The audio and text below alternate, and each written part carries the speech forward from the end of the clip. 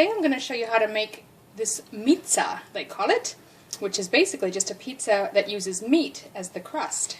It's really easy, very filling and delicious. You will not miss the crust.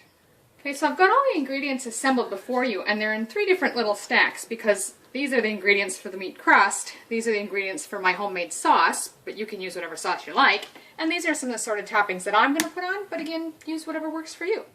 So for the crust ingredients, I've got 250 grams, which is about a half a pound, of a premium grass-fed beef mince or ground beef.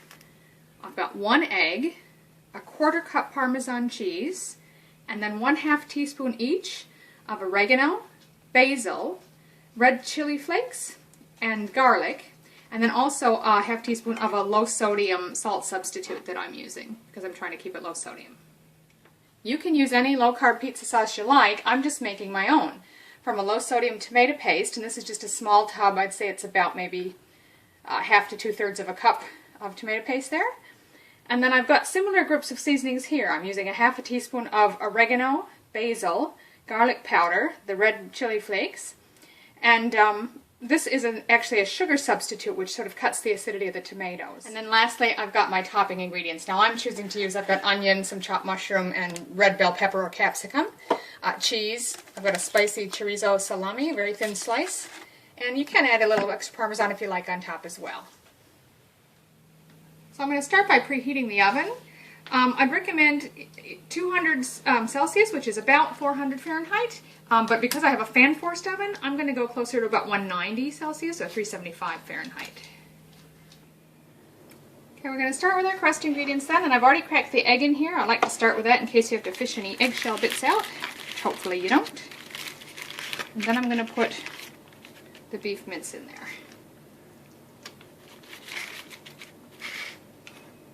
Parmesan cheese, 1/4 cup, and all of our seasonings. So you want to gently mix this. You don't want to over mix it because it will get a bit tough. You just want to gently mix all of your ingredients together, mostly to incorporate the egg and the parmesan and all that loosely into your meat. Now I'm going to use a piece of baking paper on my tray just to make sure that it doesn't stick. This is a very lean meat anyway. But you just want to take your meat and sort of pile it in the center there.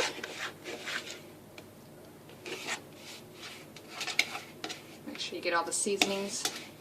And I'm just gently going to pat it into a round circle. It doesn't have to be perfectly round by any means. Don't go too thin, but you don't want it real thick either. I'm going to guess that's a 1/4 inch or even less, or about maybe a centimeter or less. So just try to keep the edges sort of smooth so you don't have big gaping holes here and there, but otherwise really it isn't about perfection. Just do the best you can. Now I'm just going to carefully lift that into my deep dish pizza pan. We're going to bake this for about 10 minutes on its own before we put the sauce and toppings on. Okay, so I'm just going to pop that in my preheated oven, like I say, for about 10 minutes. So because my pizza base is baking in the oven by itself, and it's only going to be in a few extra minutes once I put the toppings on, I'm going to sort of pre-cook my vegetable toppings. So I'm just going to put a little bit of olive oil in this pan, which has been heating up, my diced onion, bell pepper or capsicum, and mushroom. You just have to cook them a few minutes till they soften a bit, just because, like I say, they're only going to cook for another 5 minutes or so once you assemble your pizza in the oven. Okay, so while my veggies are sauteing in there, I'm just going to quickly make the sauce. Just take your tomato paste and add in those seasonings that we set aside. Now remember, this is a sugar substitute, not salt. And that'll just cut the acidity of the tomatoes just that little bit. Stir those together well and set that aside till we need it. So that's been 10 minutes, as you can see. And there's a little bit of grease. It's not too bad. I usually like to pour off any excess grease if I can. But this isn't too bad that I'm going to worry about it. I'm ready to put the sauce on it, a little bit of cheese, and then our toppings, and we'll pop it back in the oven. Now, if you're using a meat that has a lot more fat, definitely be sure and pour it off. So put however much you like. I like a lot of sauce.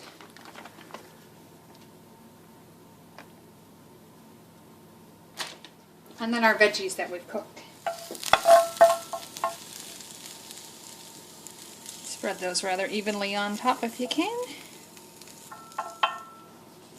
And then lastly, I've got that chorizo salami, and I'm just going to tear that up and lay it on the top.